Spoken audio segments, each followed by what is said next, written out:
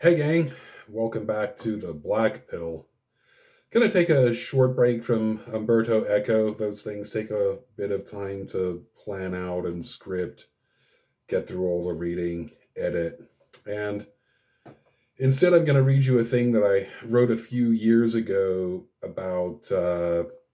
It's about the ruinous nature of hope, and uses the film Kill Bill to sort of get through that. Have you seen Kill Bill volumes 1 and 2? No? This is going to be a boring story then. Just turn this off.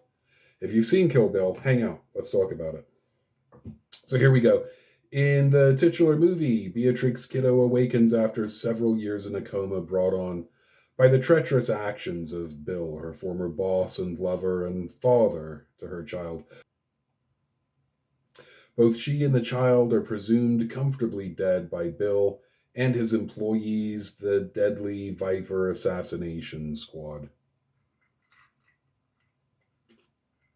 But Kiddo is no longer dead.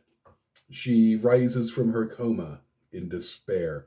The first two things that enter her consciousness are that she is almost completely helpless and that her womb is empty.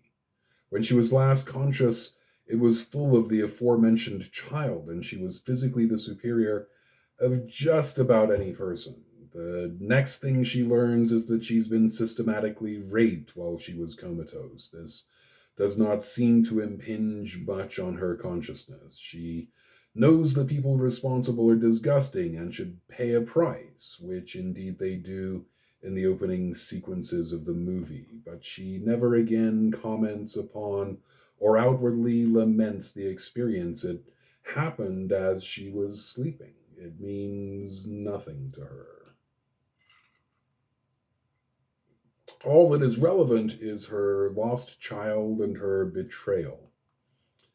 Kiddo seeks to kill the man responsible, as indicated in the title of the film. Along the way, she must confront and kill many ghosts from her past in a multi hour orgy of violence, which I will currently spare you. Suffice it to say that Kiddo is single minded, driven entirely by her despair, which gives her a certain will to power.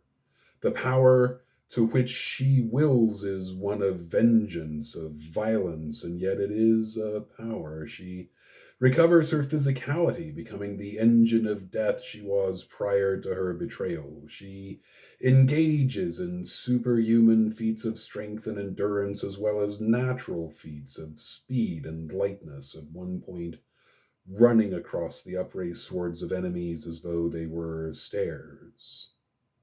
In the end, in the very final confrontation, Kiddo is brought briefly low. Encountering Bill for the first time since awakening, he reveals that her daughter is in fact alive and that he has raised her to love and miss her mother. He does not condescend to offer her the chance to pick up life with him where it left off, but rather makes the child the prize in the inevitable deadly contest. Because he loves Kiddo, he first gives her a night with her daughter. Now into this despair has entered hope. There was no hope of anything prior to this scene. All that could be accomplished was blood and death and grim victory. Nothing at all could be gained by this, and Kiddo could have been killed at any point in the journey, and that was the point of the journey. After all, her life was borrowed time, fit to squander on hatred and violence as she pleased. The very hopelessness of things gave her power. Rollo May noted that despair, like any other emotion, serves a function in our lives. It can drive us to action if it does not destroy us. When we meet it, it takes courage to experience despair, to learn from it, to engage with it. Despair can make us change our lives, will ourselves to power, upset the order of things.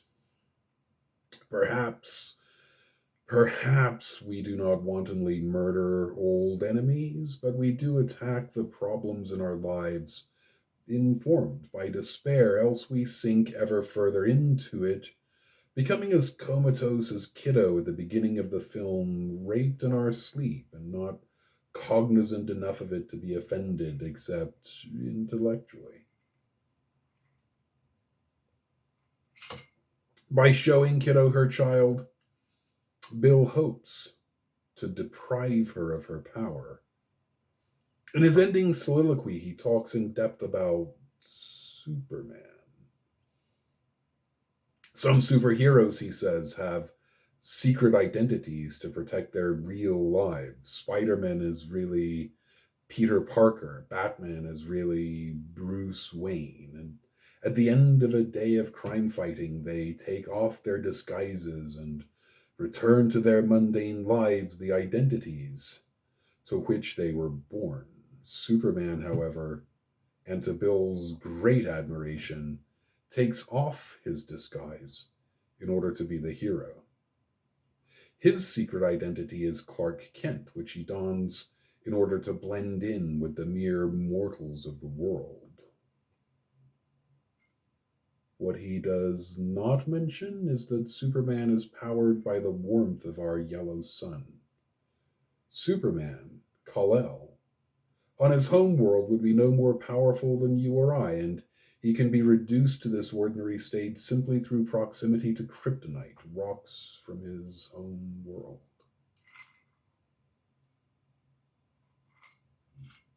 Similarly, Kiddo is just an ordinary mortal, although one driven by despair. The daughter Bill shows her is intended to be kryptonite, to reduce her to mortal status, to make her weak. For a moment, this is indeed the case. She is completely disarmed, but Bill has the upper hand. He could kill her at any time, especially as she rests next to her sleeping daughter. And again, in one of the last few scenes of the movie, when he shoots her with a tranquilizer dart, he chooses not to do this. The kryptonite is wasted. Bill does not reveal his reasons for allowing an even matchup, which he's destined to lose. He allows her hope to take root, to bloom into something as powerful as despair.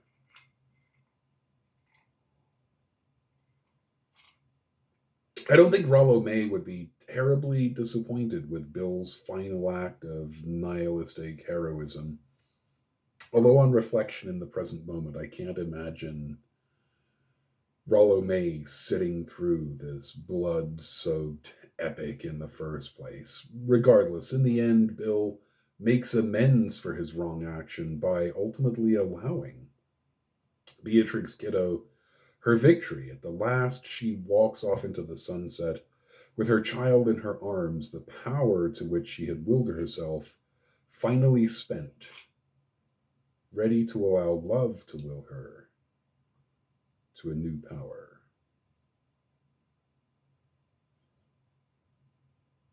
Yeah, I wrote this a few years ago for a site called the New Existentialists, and um, I think it holds up okay. I think it holds up okay. If we're going to keep talking about Umberto Eco and the growth of American fascism, the ultimate end in the near future, perhaps, of probably of American democracy, I think this is a good place to start.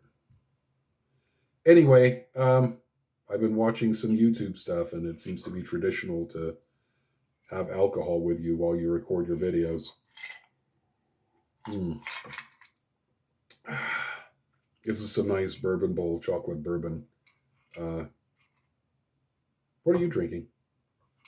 Okay, bye.